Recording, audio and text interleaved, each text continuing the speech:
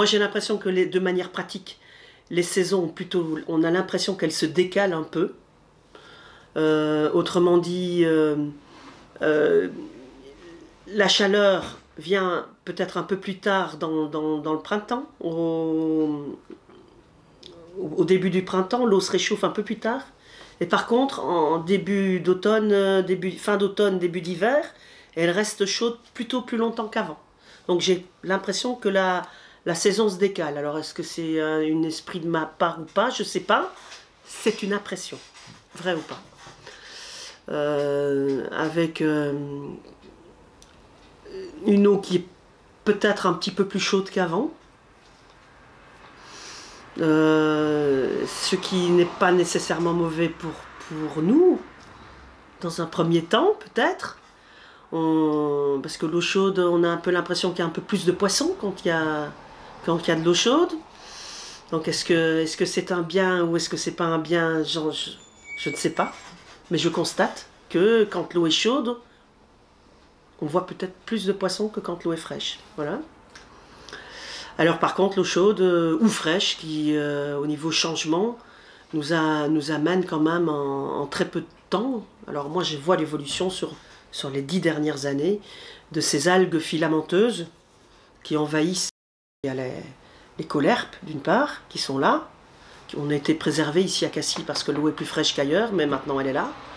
Et on a ces algues filamenteuses où on en a moins qu'à certains endroits, mais qui envahissent sur des périodes beaucoup plus longues les gorgones. Alors on a beau nous dire qu'elles n'abîment pas les gorgones, nous on voit bien que quand elles sont parties, les algues filamenteuses, la gorgone en dessous, elle n'est pas bien. Voilà. Donc on a beau les scientifiques, ils ont beau nous dire que pas d'inquiétude, nous on le voit qu'il y a de l'inquiétude à avoir. Bah, nous, on travaille avec le milieu naturel.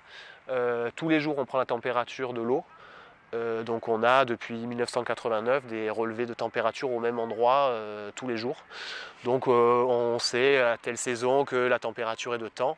Et notre moyenne annuelle ces dernières années fait que augmenter. Et c'est flagrant. Alors pour nous c'est bien parce que plus la température est chaude, plus le poisson grossit vite. Donc c'est bien pour nous. Par contre, c'est quelque chose que j'ai pu remarquer, moi, sur 5 ans, sur moins de 10 ans. Donc c'est hallucinant, c'est presque 1 degré sur 5 ans. En moyenne, c'est beaucoup. C'est beaucoup.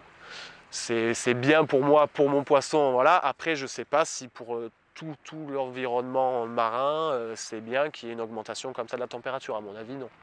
Donc on a pu le remarquer en très peu de temps, 10 ans ou 5 ans c'est que dalle, enfin, c'est rien du tout, donc c'est quand même flagrant et ça fait que augmenter. Là on est en décembre, on est mi-décembre, l'eau est encore à 16-17 degrés, dehors on est presque en t-shirt, c'est bien mais bon c'est inquiétant, hein. C'est quand même inquiétant. Alors nous on a quelques changements, voilà, au niveau du climat je dirais, au niveau de la météo déjà. Les saisons, on le voit, il y a du vent derrière, les intersaisons sont de moins en moins stables en fait au niveau de la météo. On enchaîne des périodes de vent incroyables. Tout ça, ça a forcément des répercussions sous l'eau. On voit des fois des populations de poissons qui arrivent plus tardivement dans l'année, etc. Les choses semblent un peu plus décalées. Après, il nous arrive, nous, de travailler beaucoup sur tout ce qui est la faune fixée, c'est-à-dire les populations de corail rouge, de gorgones par exemple, qui sont typiques de l'habitat coralligène. Et ça, ce sont des espèces animales qui sont fixées, qui vont particulièrement être sensibles au réchauffement des eaux et notamment au réchauffement brutaux. Et donc on a eu des périodes des fois de mortalité brutale de certaines communautés. Et on travaille sur ces suivis-là. Donc là, après, il y a quelques cycles encore qu'on ne maîtrise pas et qu'on étudie. On n'a pas encore suffisamment de recul pour tirer d'ores et déjà des plans sur la comète, je dirais, mais des conclusions scientifiques. Mais pour autant, c'est suivi de près parce qu'on sait que c'est des populations qui sont très très sensibles au changement global et au réchauffement climatique.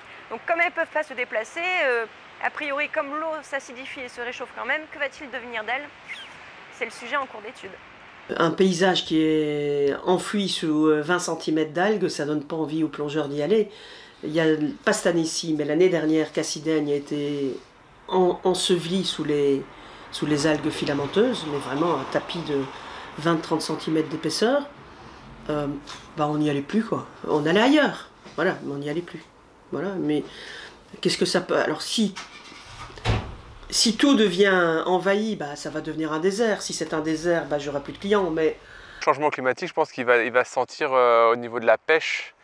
Et ça, peut-être que c'est tout un chacun qui va devoir changer ses habitudes. Je sais qu'en Turquie, ils font un gros travail justement pour valoriser certaines espèces de poissons. Bon, là, c'est plus lié aux espèces lesceptiennes qui remontent beaucoup plus. Mais là-bas, les cortèges de poissons ont complètement changé et du coup, il faut les consommer. Alors c'est vrai que ça demande des changements, c'est des changements d'habitude parce que c'est des poissons qu'on ne consommait pas avant. Et peut-être qu'ici, ça ira un peu plus tard parce qu'on est au nord de la Méditerranée, mais il faut s'y attendre. Et en tout cas, en mer, les premiers changements vont être ceux-là, je pense. Ouais. Poissons, oui, on pêche des poissons qu'on ne pêchait pas avant. D'autres espèces ont disparu.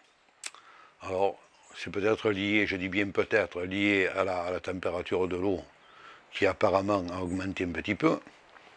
Parce qu'il y a des espèces d'eau chaude comme le maquereau espagnol qu'on appelle. Avant, tu n'en voyais pratiquement pas. C'était des poissons plus ou moins tropicaux, ça. Maintenant, on en pêche ici. Par contre, le maquereau, le vrai maquereau, le bleu, qu'on prenait à tout va à l'époque, il n'y en a plus, hein. Ils ont disparu complètement. Il faut aller à Boulogne pour les pêcher. Ici, il n'y en a plus. Tu as des barracudas qu'on ne pêchait pas à l'époque, maintenant on voit des barracudas.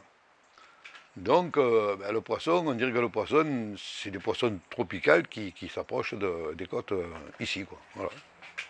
Il y a le barracuda, il y a le tassergal, il y a plein d'espèces qui sont en train de venir sur nos côtes, qui n'étaient pas là, qui étaient peut-être présentes il y a quelques années sur nos côtes, mais là, maintenant elles sont là en nombre, elles sont implantées.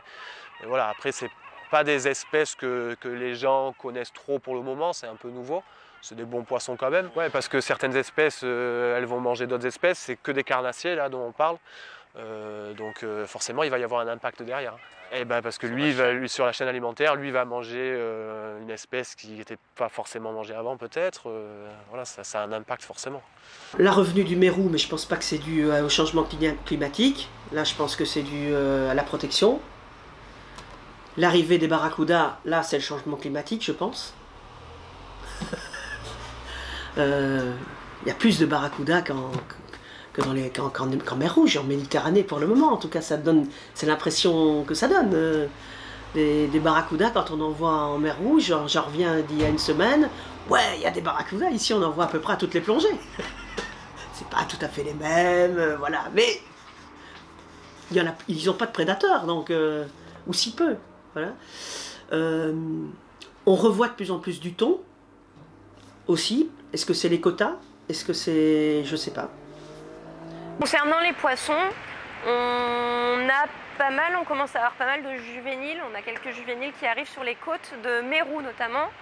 Et c'est vrai que ça, ce sont des individus qu'on avait moins côté de Marseille, mais plus sur des endroits un peu plus chauds.